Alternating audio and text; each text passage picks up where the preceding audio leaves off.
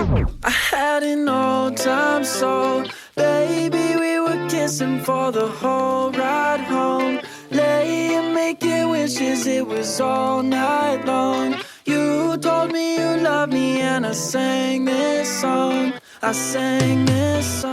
Hello les gars, j'espère que vous allez bien. Aujourd'hui on se retrouve dans une vidéo que je veux faire depuis des années, depuis que je vis à Montréal. Je voulais vous faire une vidéo genre qu'est-ce que vous devez faire si vous venez 2 jours à Montréal. Quels sont selon moi les endroits à visiter, notamment en été vu qu'actuellement on est en été. À l'occasion je me suis dit que j'allais filmer cette petite intro dehors parce que ça va être un vlog vraiment en extérieur, un peu en mode city guide sur qu'est-ce que vous devez faire pour moi les indispensables pour 2 jours à Montréal.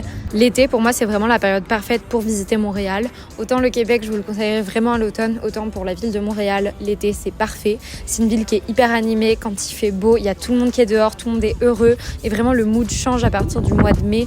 On voit vraiment qu'il y a une renaissance dans la ville et c'est pour ça que je voulais vous filmer la vidéo maintenant. Et avant de commencer un petit peu ce vlog où je vais vous présenter plein d'endroits, laissez-moi vous présenter le partenaire de cette vidéo et je suis ultra heureuse de pouvoir collaborer avec eux parce qu'il s'agit de la marque Kodak. D'ailleurs j'utilise mon téléphone en mode micro si jamais vous vous demandez pourquoi est-ce que je porte mon téléphone comme ça. Je vous présente maintenant la marque parce que l'appareil photo il va vraiment me servir pour toute la vidéo et du coup ça me permettra de vous montrer comment est l'appareil photo, les résultats que j'ai avec, etc. Donc je suis trop contente. Sorry, I'm not the person I used to be. I'm a southern tragedy. Come on down to Florida and spend the night with me.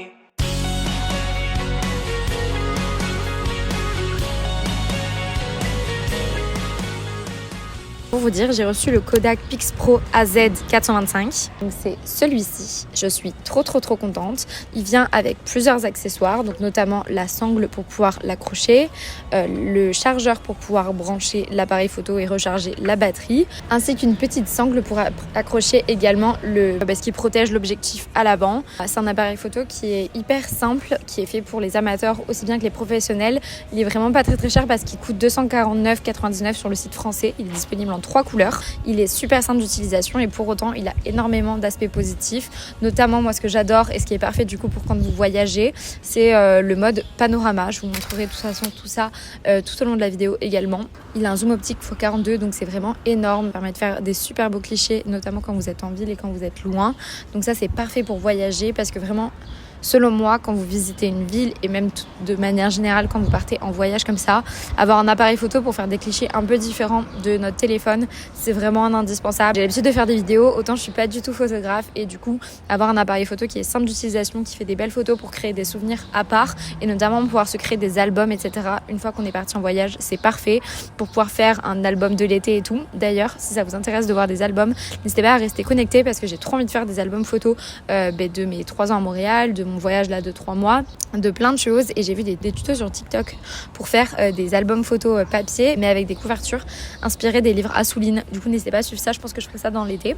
En tout cas pour revenir à l'appareil photo Kodak, il est trop bien, il est hyper léger, il est super simple d'utilisation et il est parfait pour prendre des photos en extérieur surtout, mais vous avez plein de modes différents qui fonctionnent aussi bien pour faire des photos de soirée, des photos en concert, tout ça, enfin bref de soir, des portraits, il y a un mode pour embellir la peau, etc. quand vous prenez des portraits, que des objets rapprochés ou bien évidemment pour faire des photos en extérieur avec un grand angle, avec un mode panorama, avec un zoom énorme. J'ai jamais vu un zoom comme ça. Il y a une super bonne stabilisation intégrée à l'appareil photo et il filme en 1080p, donc en HD. Kodak, c'est vraiment une marque qui est une pointure dans le domaine des appareils photo et notamment dans tout ce qui est appareil photo aussi instantané et tout. Moi, j'en ai déjà 2. Je pourrais juste vous les intégrer ici, puis je les adore vraiment depuis l'été dernier. Et du coup, je suis trop contente de pouvoir collaborer avec cette marque. C'est sincèrement une des marques avec lesquelles je rêvais de collaborer. Donc, je suis extrêmement contente. Si vous avez cet appareil photo, n'hésitez pas à me le dire en commentaire. Ou alors, si vous avez des questions, si vous êtes intéressé, n'hésitez pas à me dire.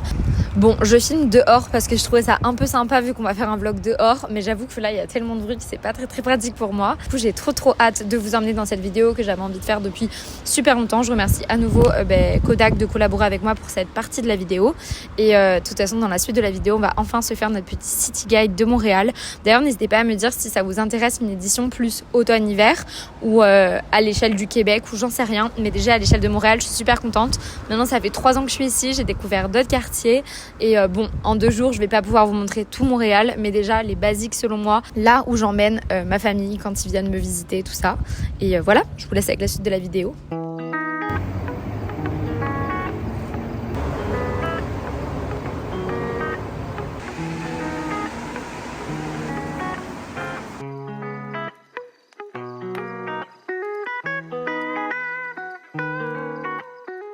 Je mets mes lunettes parce que je suis en plein soleil. Premier stop de cette journée, le marché Atwater comme vous voyez. J'aurais pu choisir le marché Jean Talon, mais Atwater ça fonctionne aussi très très bien et surtout c'est un bon chemin pour après aller vers le centre-ville en longeant le canal de la Chine.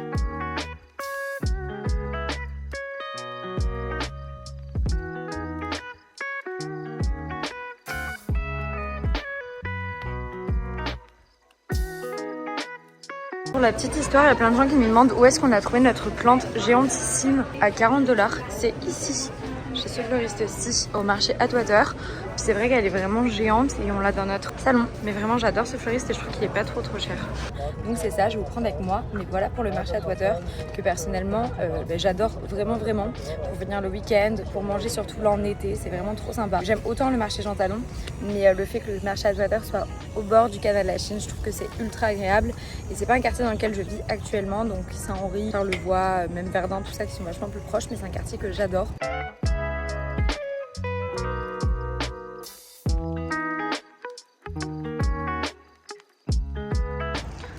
Donc maintenant on est au niveau du canal La Chine qui est très long et du coup qui va encore bien plus loin vers là-bas et de ce côté-ci permet de se rendre au niveau du Vieux-Port. Comme vous voyez on peut faire du pédalo et tout, enfin c'est vraiment trop sympa. De toute façon là on va le longer en vélo, vous allez voir on passe devant plusieurs quartiers, donc là on est au niveau de Saint-Henri, mais après on va se rendre au niveau de Griffintown puis jusqu'au Vieux-Montréal.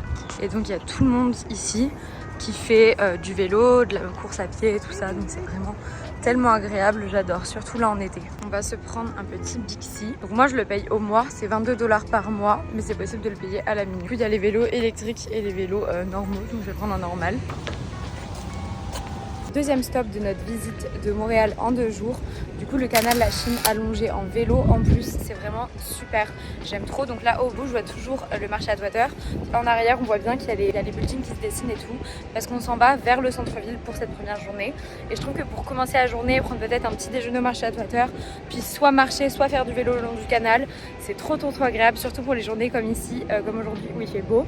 Et ouais, le canal il est trop agréable, il y a des logements trop sympas en plus autour, et pour venir avec un chien ou quoi c'est trop cool. On voit au bout le centre-ville qui se dessine. Et donc pour vous dire, là on arrive au quartier Griffintown où il y a pas mal de logements qui donnent vraiment sur le canal. Mais on voit là-bas qu'il y a l'usine Farine Five Roses qui est genre un emblème de Montréal. Et on voit quelques silos et ici on a des usines qui ont été reconverties en logement, donc c'est typiquement ce que j'adore. Et voilà avec le canal de la Chine, c'est trop agréable comme endroit. Et puis on est vendredi matin donc les gens techniquement travaillent, mais il y a beaucoup de gens qui sont en train de faire des jogging, tout ça, donc c'est trop cool.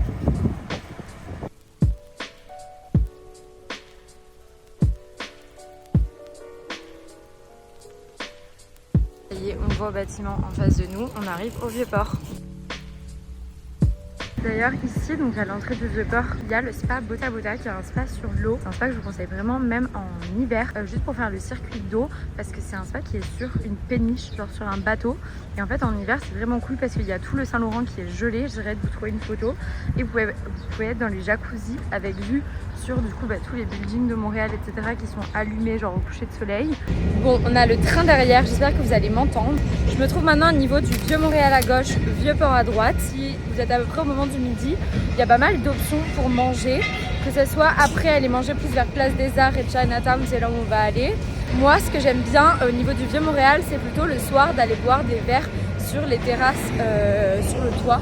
Du coup notamment le terrasse William Gray, je vous en mettrai quelques-uns à l'écran. Et donc là on va longer le Vieux-Port, donc là-bas on Il y a plein de petits stands pour manger par-ci par-là en été et pendant les festivals. Vous voyez qu'ici il y a la grande roue de Montréal, c'est là où il y a la patinoire en hiver. Et les gros chapiteaux, c'est le Cirque du Soleil. Parce que si vous ne le savez pas, ils sont basés à Montréal et du coup tous les étés on a un nouveau spectacle du Cirque du Soleil. J'ai pas encore eu la chance d'y aller, j'aimerais beaucoup mais comme j'ai pas prévu de partir si tôt, j'irai plus tard. Et de l'autre côté, je pense que vous voyez, on voit le dôme et tout plein de verdure, c'est le parc Jean Drapeau, l'île Sainte-Hélène, etc. Et on n'aura pas le temps d'y aller cette fois-ci. Je pense que je vous l'aurais dit dans l'intro, malheureusement on va pas avoir le temps de faire tout ce qu'il y a à faire à Montréal parce que là l'idée c'était un petit condensé pour 2 jours. Mais bien évidemment il y a plein d'autres choses à faire, notamment comme je vous ai dit le marché Jean Talon avec la petite Italie et le parc Jarry que j'aime beaucoup, surtout en été, notamment également du coup le Biodôme, le stade olympique, plein d'autres pistes de choses à faire que moi je ne vous présenterai pas dans cette vidéo. Je peux pas vous faire quelque chose d'exhaustif, mais si vous avez de la famille qui passe seulement 2 jours là à Montréal ou des amis, ça peut être une bonne idée voilà, pour un week-end, tout ça. À savoir que moi je conseille pas forcément, souvent les gens viennent une semaine en vacances au Québec, je vous conseillerais pas forcément de passer la semaine complète à Montréal parce que Montréal c'est une ville qui je trouve se découvre vraiment quand on y vit. C'est une ville qui est extrêmement agréable à vivre, où la qualité de vie est folle et c'est moins une ville qu'on visite comparé à d'autres villes, je sais pas, par exemple Paris, où je prends bien plus de plaisir à aller la voir en tant que touriste plutôt qu'en tant que personne qui y vit. Montréal, je trouve que c'est l'inverse. C'est pas, les bâtiments sont pas incroyables, etc. Mais à vivre, c'est incroyable. Donc c'est vrai que moi, si vous venez au Québec, je vous conseille de rester 3 jours à Montréal et puis après d'aller voir la ville de Québec qui est extrêmement mignonne et surtout profiter de la nature parce que c'est ça que le Québec a vraiment à nous offrir. Donc, par exemple, ce dont je vous parlais, c'est ce genre de petite terrasse sur le toit qu'il y a beaucoup dans les hôtels au centre-ville et la grande roue. Donc j'irai pas forcément me balader plus loin, mais du coup là il y a pas mal d'activités pour les enfants, etc. Notamment à l'automne on avait testé le labyrinthe là-bas, c'était super cool. Et en hiver vous avez du coup sur ce lac, mais juste en arrière, pas partout, la patinoire. Je vous mettrai des photos. Ici, donc là il y a des petites boutiques et tout. Vous pouvez prendre ce petit pont et faire le tour en fait en arrière et vraiment vous rapprocher du Saint-Laurent bien plus. Faire tout un grand tour en fait, c'est même possible d'aller plus loin vers là-bas. Mais voilà, aujourd'hui comme j'ai pas mal de choses à faire, je ne vais pas le faire. Ça y est, là on s'insère dans le vieux Montréal, qui n'est pas un quartier si grand que ça et il est super mignon. Donc je vous invite vraiment à venir puis vous balader et tout à toutes les périodes de l'année, moi j'adore. Il y a plein de petites pépites cachées, que ce soit du coup des endroits où manger, des petites boutiques et tout. Nous on était tombés sur un petit coin de marché de créateurs qui était trop agréable. Et donc une petite chose à vraiment pas rater selon moi quand vous venez à Montréal, c'est de découvrir ces cafés indépendants. Il y en a dans tous les quartiers et ça fait vraiment la richesse de Montréal, même si c'est pas pour aller travailler, etc. comme moi je fais tout le temps, juste pour aller prendre un petit café et découvrir en fait les différentes vibes dans les différents quartiers et tout, dans la même idée. Et ça c'est pas forcément associé à un quartier. Qui est vraiment ultra cool de tester à Montréal, c'est les brunchs. C'est vraiment une institution ici, je pourrais vous en noter quelques-uns à l'écran que moi j'aime beaucoup, mais j'en ai vraiment pas fait tant que ça par rapport au nombre qu'il y a, et c'est vraiment quelque chose que je vous conseille d'essayer. Les fins de semaine, il y a vraiment tout le monde qui fait la file pendant des heures pour aller au brunch et ça vaut le coup parce qu'on mange vraiment bien ici. Montréal, c'est aussi avant tout les travaux. Il y a aussi plein de galeries d'art vers ici. Et en se baladant dans le vieux Montréal, vous ne pouvez pas louper la basilique Notre-Dame, que je vous conseille vraiment de visiter, mais surtout de faire leur spectacle Aura, que j'ai déjà fait 2 fois avec ma famille et il est vraiment juste incroyable. C'est une manière de redécouvrir la cathédrale d'une manière beaucoup moins boring si jamais c'est pas votre délire. Et si c'est votre délire les cathédrales, vous serez super content. Si vous me suivez toujours à ce stade de la vidéo, n'hésitez pas à vous abonner à ma chaîne et à liker cette vidéo. J'en profite également pour vous demander est-ce que vous avez déjà visité Montréal? Est-ce que vous vivez à Montréal? Je sais que j'ai quand même une bonne partie de ma communauté qui vit à Montréal et ça me fait trop plaisir que on soit plein à être tombé en amour avec cette ville. N'hésitez pas à mettre les places qui selon vous sont indispensables à visiter, que ce soit des places que j'ai nommées ou pas dans cette vidéo. En s'avançant vers là-bas, tu vas vers Square OACI. Et sur le chemin, il y a le café Crew Collective Café. Je vais vous l'afficher maintenant à l'écran. Mais si vous avez un café à aller visiter à Montréal, c'est celui-ci parce qu'il est incroyablement beau. Alors, en remontant du vieux Montréal, en vous dirigeant vers la place des Arts, etc., vous passez devant ce coin qui est le quartier chinois. Il n'est pas très très grand. Il vaut pas celui de Londres ou de New York, mais il a le mérite d'exister. Et il y a plein de petits endroits sympas pour manger.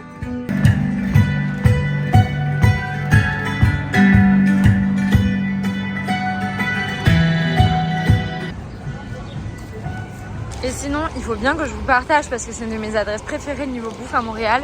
Je Chung Chung, les pogos coréens, je sais pas le dire, hein, désolé. Les pogos coréens sont juste incroyables. Pour vous montrer, du coup j'ai payé 4 $, donc c'est rien du tout. J'ai pris du coup une sorte de brioche à la saucisse et à la sauce relish. Sauce relish, c'est genre une sauce un peu comme le ketchup et tout, mais à base de concombre sucré. Et je trouve ça extrêmement bon. Je crois qu'ils ont mis du fromage. Pas mon truc préféré, mais c'est bon. Le Central, qui est un endroit vraiment cool pour boire un coup, manger, faire l'apéro, tout ça. Je filme quasiment tout avec mon téléphone aujourd'hui parce que vu comment je me balade, c'est plus simple.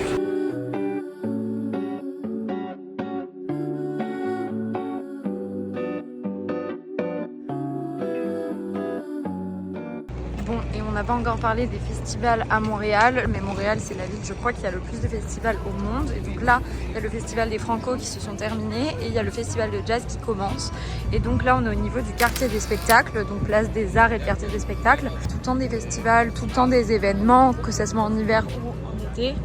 Et c'est trop bien. Donc moi je venais souvent ici quand je travaillais à mon stage, j'étais en plein centre-ville et je venais souvent là parce qu'en haut c'est un espace où vous pouvez venir manger, travailler, etc. Vous ramenez votre plat, donc c'est trop bien, c'est esplanade tranquille. Donc voilà, là on est vraiment au cœur de Montréal, du quartier de spectacle et tout. C'est vraiment trop sympa. Moi c'est pas mon quartier préféré pour vivre, mais c'est vrai qu'en venant en vacances ou quoi, ça peut être cool d'être dans un hôtel plutôt dans ce coin-ci. Donc là ce qu'on va faire maintenant, c'est qu'on va, je vous ai montré la place des spectacles, tout ça, on va aller au niveau de Sainte-Catherine qui est parfait pour faire du shopping. Puis on va faire le tour un petit peu vraiment du centre-ville avec l'université McGill et voilà, puis on se prendra un petit café. L'ambiance là je l'aime trop. Donc voilà, et quand il y a des festivals, ça se passe vraiment ici, donc à la place des arts, et il y a une voire plusieurs scènes selon les festivals. On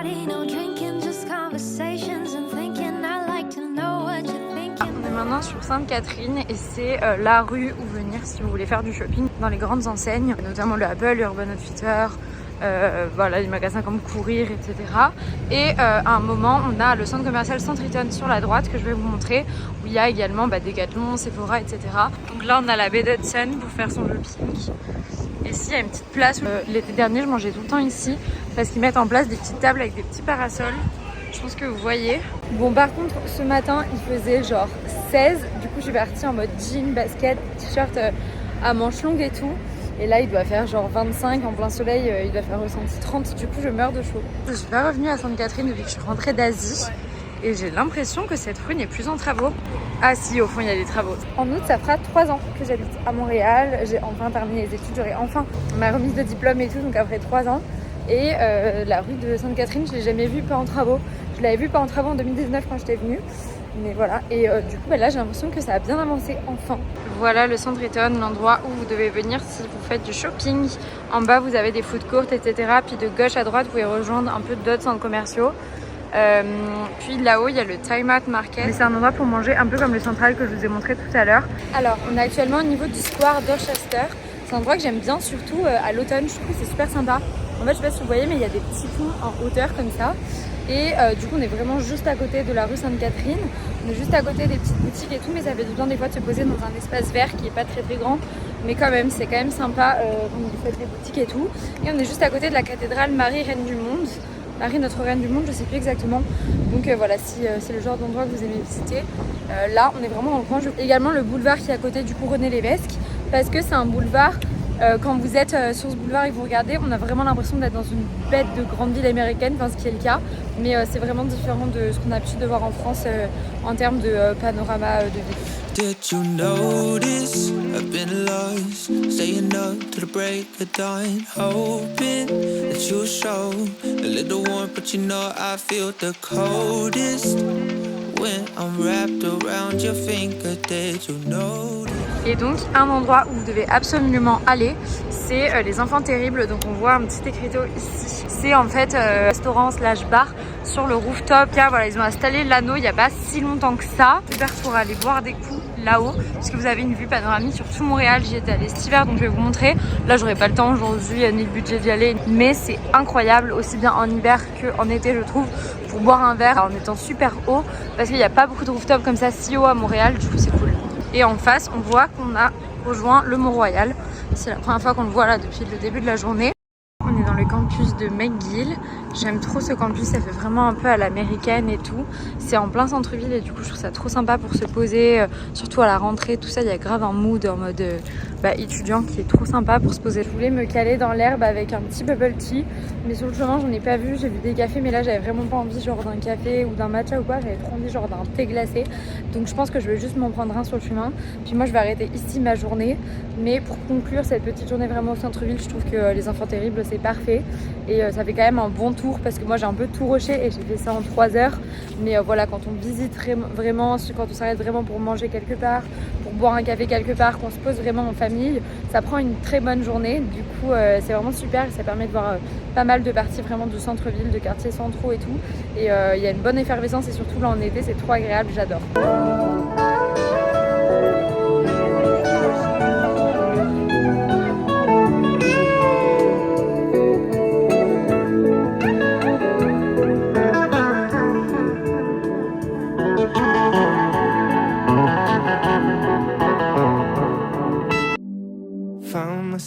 Hello les gars, on se retrouve pour cette seconde journée de visite.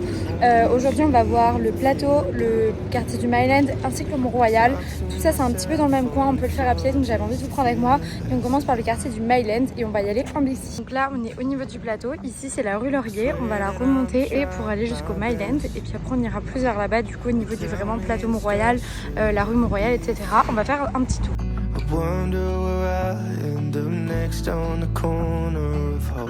Donc le Myland, c'est un quartier un peu hipster, bobo chic. Il y a pas mal de petits cafés indépendants, il y a aussi pas mal d'endroits pour faire genre du yoga et tout. D'usines qui sont reconverties en bureaux, il y a plein de studios de tatoueurs, d'artistes. Du coup je vais vous montrer un petit peu les rues qui sont trop sympas.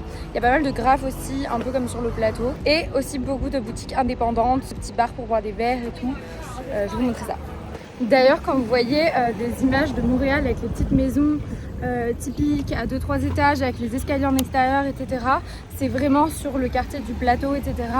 que vous allez retrouver ces maisons. Et si vous êtes plus intéressé par les quartiers précisément et où vivent dans chaque quartier, l'année dernière j'avais fait une série de vidéos sur, je crois que j'avais fait 8 vidéos sur les appartements dans Montréal, ce que vous pouvez avoir, quel style, quel prix, avec les places préférées des gens.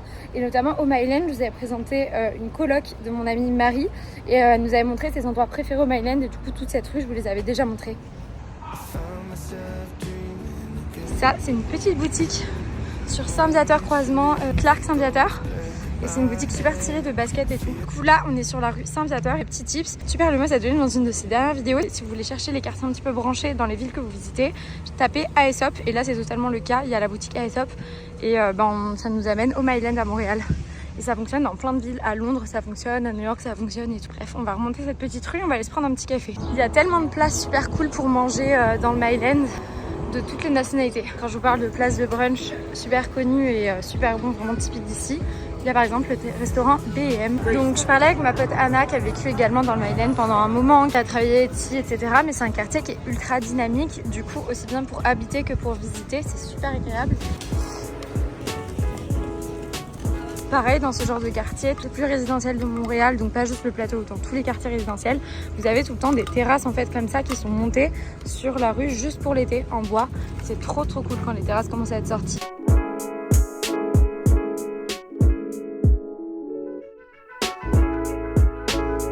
Donc ça c'est la rue Laurier où mon ami habitait vers ici et en fait là il y a plein d'adresses pour manger et tout, trop sympa.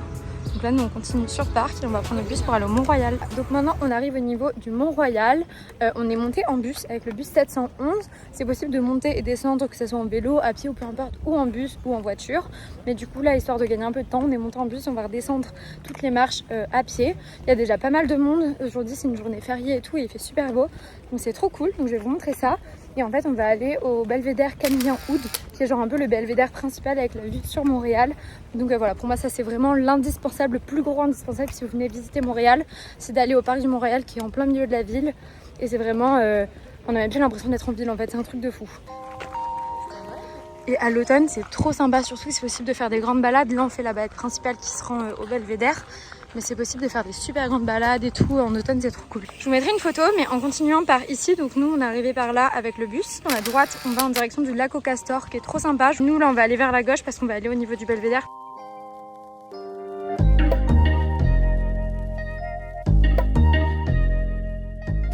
arriver au Belvédère comme vous voyez, donc c'est en arrière, on va s'approcher après. Là ce qui est pratique c'est qu'il y a le chalet du Mont-Royal donc ici et vous pouvez aller aux toilettes, remplir votre gourde et puis acheter des petits cafés et tout. Et voilà, nous là on va aller voir la vue et après on descendra.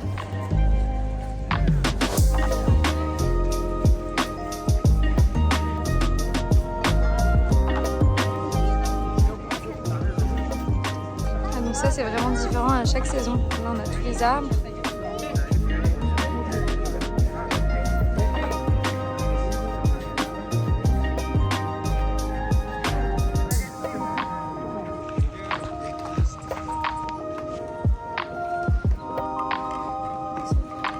C'est fou comme en été on voit tellement rien alors qu'on voit tellement genre la skyline en hiver. Donc ces marches sont quand même plus agréables à descendre qu'à monter. Et en hiver c'est ouvert et tout, juste il faut bien se tenir. Mais par contre c'est fou à quel point c'est différent de voir le Mont-Royal à chaque saison quoi. Ah oui, il y a des ratons laveurs la nuit. Ouais. Ça y est, donc là on part du Mont-Royal, on va retourner du coup sur les petites rues du plateau, le plateau Mont-Royal complètement. Puis donc on va passer par la rue Saint-Laurent où il y a plein de boutiques, genre pareil indépendantes et tout, qui est super agréable. C'est les piétonniers dans le cadre de festivals comme les murales, etc. Et on va passer par deux rues qui sont piétonnées pour l'été, l'avenue du Luth et l'avenue du Mont-Royal également, qui sont des rues piétonnées pour l'été. Et donc ça c'est trop cool, vous allez voir. Mais du coup il y a toutes les terrasses qui s'étendent vraiment sur la rue parce que à Montréal c'est pas comme en Europe ou quoi où les rues sont piétonnes de base. Et du coup juste pour l'été ils piétonnent les rues pendant plusieurs mois. Du coup il y a souvent de l'art de rue, du design urbain avec des endroits où se poser et tout qui sont pas disponibles toute l'année. Donc on va aller là, c'est trop sympa et vraiment pour marcher et tout, c'est vraiment trop cool et c'est la vibe qu'on adore dans Montréal avec les petites maisons typiques, avec les escaliers en extérieur, les murs de briques et tout. Donc je vais vous montrer ça. Donc voilà l'avenue Saint-Laurent dont je vous parlais qui est super longue et vous avez tout plein de boutiques indépendantes et tout. Enfin, c'est une avenue qui est trop sympa avec plein de murales. Elle va du Myland jusqu'au centre-ville. Donc là actuellement elle est pas piétonne mais des fois elle est grave piétonne. Et pour sortir aussi c'est une place qui est super cool. Il y a plein de cafés et tout.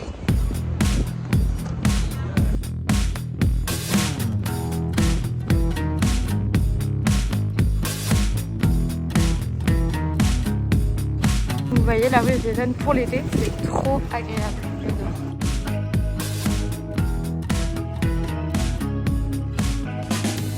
Born out of faith in a world that never floods without flame. Everything's burning down. One in the same. Everything just seems to fall. Tout droit, on a le parc La Fontaine, je pense que vous voyez au fond.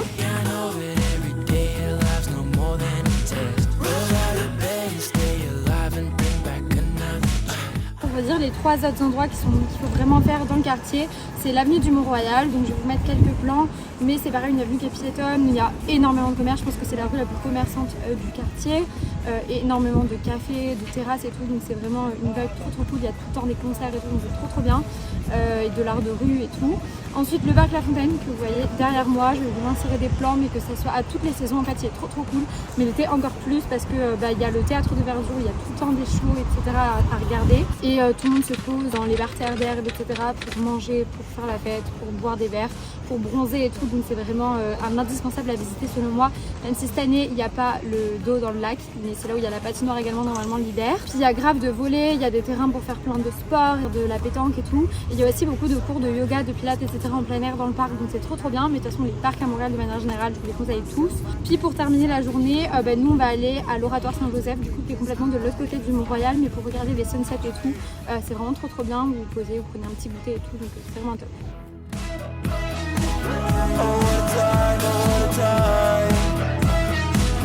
Oh, what a time to be alive.